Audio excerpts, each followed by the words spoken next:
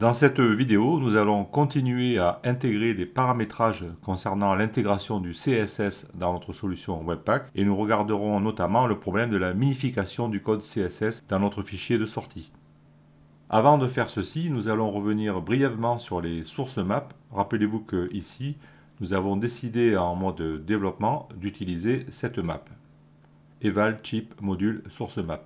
Maintenant, si je reviens sur la page de Webpack consacrée à l'outil DevTools, et si je descends ici dans la liste un peu plus bas, nous avons une zone ici qui nous indique que, en gros, pour tous les modules qui ont eval dans le nom, ils ne vont pas distribuer les numéros de ligne correctement pour le CSS. En gros, c'est ce que dit cette ligne. On va le vérifier de suite. Je reviens sur le code. Je vais rouvrir le terminal. Et je vais lancer npm start pour être en mode développement. Je reviens ici sur le fichier index.html, je fais un clic droit et je fais Open with Live Server. Alors si vous vous posez la question pourquoi je redémarre à chaque fois, c'est que entre les vidéos, souvent je redémarre l'ordinateur ou bien je change d'utilisateur et je me retrouve dans la situation de départ. Mais vous, si vous suivez les vidéos une à une, forcément votre Live Server sera lancé ainsi que le terminal. Maintenant, ici, si je veux inspecter le titre H1 au niveau de son CSS, je vais faire un clic droit dessus et je vais cliquer sur Inspecter. Et au niveau ici du panneau éléments, au niveau de la règle test ici qui est appliquée à mon H1, je vois qu'il m'indique le fichier bundle.css en tant que source. Je vois le fichier bundle.css. Si je fais un clic droit dans le body ici et que je fais inspecter, et si je pointe vers le body, la règle CSS ici appliquée au body, il va m'indiquer bundle.css ligne 6. Alors que en fait au départ, ma ligne elle est dans un fichier différent, elle est dans index.css et l'autre elle est dans mycomponent.css. Donc nous allons remédier à cela. Ici dans le fichier config.js, je vais simplement enlever ici, alors je vais faire CTRL-J pour qu'on voit mieux, le terme eval. Si je reviens ici dans ma liste de maps, rappelez-vous que j'avais utilisé eval chip module source map, et bien je vais utiliser la même sans eval, qui est ici. Je reviens dans le code, je supprime eval ici dans le terme, comme ceci, j'enregistre. Étant donné que j'ai modifié la config de Webpack, je dois relancer npm start, donc je reviens dans la console. Je fais CTRL-C, oui, et je relance npm start.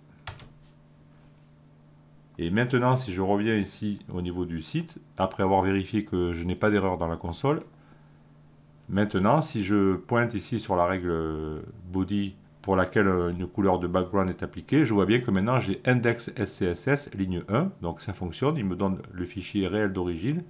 Et si je pointe maintenant vers ici le titre H1, c'est la classe test, je vois que j'ai la ligne mycomponent.css ligne 1. Il me donne maintenant le fichier réel d'origine. Donc si j'ai un problème au niveau de mon CSS, si je veux localiser où se trouve une règle, je le verrai plus facilement. Et aussi, on va vérifier que ça continue de fonctionner pour le JavaScript. Donc je vais retourner ici dans le fichier mycomponent.js et je vais introduire une erreur. Au niveau, toujours pareil, je vais modifier le terme props afin qu'il ne soit plus valable. J'enregistre. Et là, je n'ai pas besoin de relancer puisque j'ai modifié le code de mon application. Donc je reviens ici. Je n'ai plus l'affichage, bien sûr. Et dans la console, il me donne bien un numéro de ligne correspondant au fichier d'origine, mycomponent.js.11. Donc ça fonctionne maintenant pour le CSS et ça continue à fonctionner pour le JavaScript. Voilà pour la parenthèse concernant le réglage de source map. Je n'oublie pas de revenir ici dans mon fichier JavaScript et corriger l'erreur que j'ai introduite. Comme ceci, j'enregistre et je revérifie à nouveau que mon site fonctionne comme avant. Maintenant, nous allons nous intéresser à un plugin qui va minifier le code CSS en sortie. Alors je vais basculer ici sur la page concernant le package npm Optimize CSS Asset Webpack plugin et c'est ce plugin que nous allons installer. Si nous regardons les instructions de la page web consacrée à ce plugin, on a tendance à nous indiquer qu'il faudrait le mettre dans la clé plugins de notre fichier webpackconfig.js, au même niveau que nous avions mis, par exemple, ici, le plugin qui concernait l'extraction du CSS. Par contre, si on creuse un petit peu le sujet, alors je vais revenir ici sur l'explorateur et je vais me positionner dans une autre page de Webpack. On voit que depuis la version 4, il y a une clé apparemment optimisation qui a été créée. Et on voit que dans cette clé aussi, on peut mettre des plugins.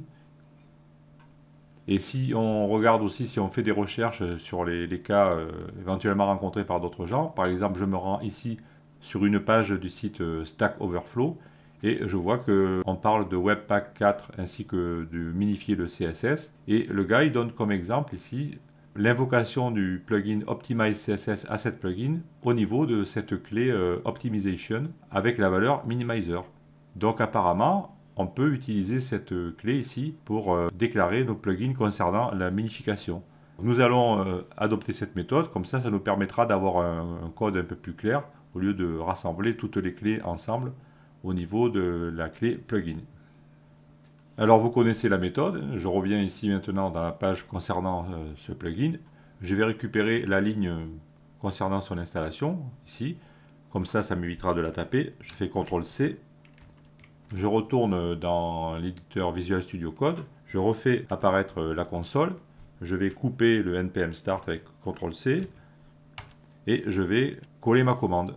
Et je fais entrer pour l'installer.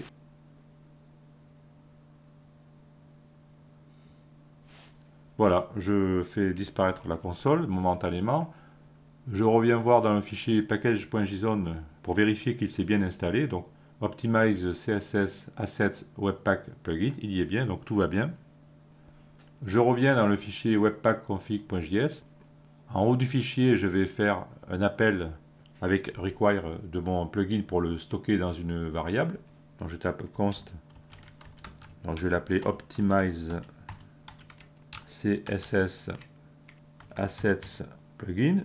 Donc je lui donne le même nom, je ne vais pas me casser la tête. Égal require. Et là, je vais appeler le plugin par son nom, bien sûr. Optimize CSS Assets Webpack plugin. Comme ceci.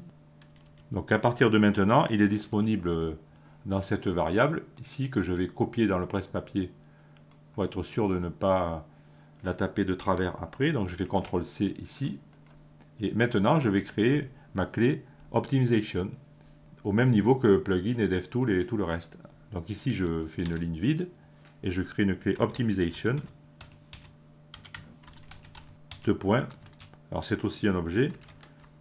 Et je n'oublie pas la virgule à la fin.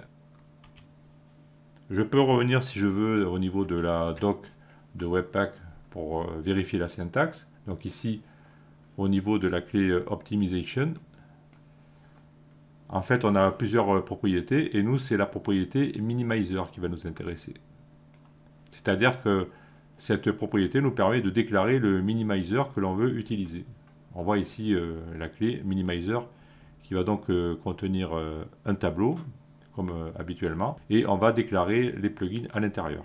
Alors je reviens sur le code, et donc à l'intérieur de ma clé Optimization, je vais créer une nouvelle clé, une valeur Minimizer, deux points, et c'est un tableau. Et donc je vais invoquer une instance de l'objet que je viens de stocker avec la fonction require. Donc je fais CTRL-V ici pour l'appeler, et je n'oublie pas la paire de parenthèses, comme ceci. J'enregistre, je fais réapparaître la console, et là, étant donné que la minification va concerner le mode production, je vais lancer npm run build, comme ceci. Je vérifie qu'il n'y a pas d'erreur, je vais cacher la console, je vais rouvrir ici l'explorateur, et je vais aller dans le dossier dist et je vais ouvrir le fichier bundle.css. Et là, je vois que mon fichier, il est bien compacté.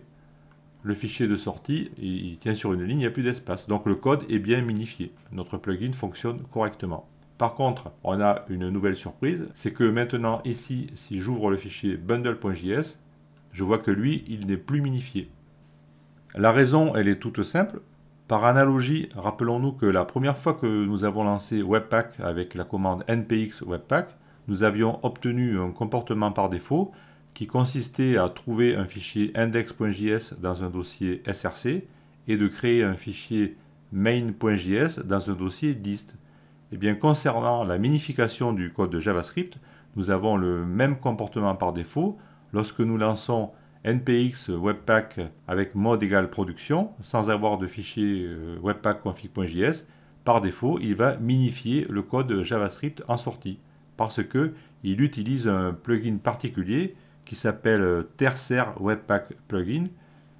Et si je retourne ici dans la configuration de la clé optimisation au niveau du site Webpack, et si je regarde la rubrique pour la clé minimizer, on nous dit exactement ça, c'est-à-dire que ça nous sert à surcharger le minimizer par défaut en indiquant un plugin différent ou des paramètres de réglage différents. Donc le fait d'avoir déclaré ici dans le fichier webpack config une clé optimization avec la valeur minimizer, ça a annulé le comportement par défaut de Webpack qui consistait à minifier le code JavaScript. Nous devons donc réintroduire le paramétrage ici pour lui dire de minifier le code JavaScript. Et si je me positionne ici dans le dossier Node Modules, et si je descends tout à fait en bas pour trouver l'entrée correspondant à Webpack ici, donc le dossier du module Webpack, je le déroule et je vois que lui aussi contient un fichier package.json que je peux ouvrir parce que c'est une application Node.js comme les autres. Et on voit que ce fichier package.json contient lui aussi une clé dependencies parmi lesquelles on va trouver le plugin Terser Webpack Plugin. Donc cela veut dire que lorsque nous installons Webpack, nous installons aussi Terser Webpack Plugin et que par défaut, Webpack emploie ce plugin pour minifier le code JavaScript. Mais ce n'est plus le cas maintenant, nous allons devoir lui respécifier explicitement de le faire. Je suis de retour dans le fichier webpack config.js, je vais me positionner en haut du fichier et je vais rajouter un nouvel appel avec la fonction require et je vais invoquer le Terser Webpack Plugin. Donc je tape const, je lui donne une valeur, Terser Plugin par exemple, et c'est égal à require. Et là j'appelle donc terser-webpack-plugin. Comme ceci. Encore une fois, je vais récupérer la valeur ici dans le presse-papier pour ne pas la taper de travers ensuite. Et je vais descendre dans ma clé Optimization et je vais invoquer une nouvelle instance de l'objet qui est importé, New Terser Plugin, parenthèse. Et je n'oublie pas bien sûr de mettre une virgule. J'enregistre, je refais apparaître la console, je vais relancer npm run build, je vérifie qu'il n'y ait pas d'erreur, je vais cacher la console, CTRL-J, je vais revérifier dans un premier temps qu'au niveau du CSS, je vais replier ici un autre module parce que c'est un peu long.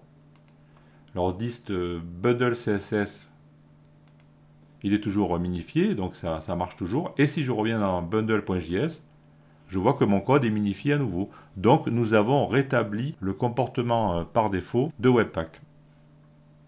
Pour être exhaustif, on va quand même revérifier à nouveau ce qui se passe lorsque nous lançons le mode development, c'est-à-dire npm start. Donc je vais revenir ici dans la console, CTRL-J, et je vais lancer npm start.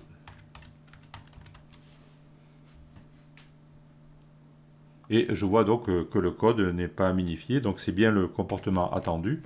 En mode development, je peux voir le code tranquillement, et si je vais dans bundle CSS, je vois aussi mon code qui n'est pas minifié. Ça fonctionne. Alors il y a un petit comportement un peu bizarre entre guillemets. Si je reviens ici au niveau du JavaScript, je fais réapparaître la console. Je vais relancer, donc je fais CTRL-C. Je vais relancer npm build. Et là, vous voyez que le fichier JavaScript, en fait, il me le met tout sur une seule ligne ici en haut. Et bon, là, ce sont des commentaires de fin de fichier, mais vous voyez ici, par rapport au mini explorateur, là, que le fichier est assez court. Il a tout mis sur une seule ligne. Par contre, si je le ferme et si je le rouvre maintenant, alors il est où? Il est là. Il revient comme avant. Quand le fichier est ouvert et si vous le rafraîchissez par un nouvel appel de npm quelque chose, apparemment il le met sur une seule ligne. Vous voyez que là, mon fichier maintenant, il y a la rupture de ligne. En fait, ça joue sur le retour à la ligne. Voilà. Donc, si un jour vous rencontrez ce problème, ne soyez pas déconcertés. Voici pour la minification du CSS en sortie. Et maintenant, dans la vidéo suivante, nous allons continuer à apporter des améliorations à notre système Webpack. Et ensuite, nous allons l'intégrer dans un site WordPress pour créer des blocs Gutenberg. Donc, à tout de suite dans la vidéo suivante.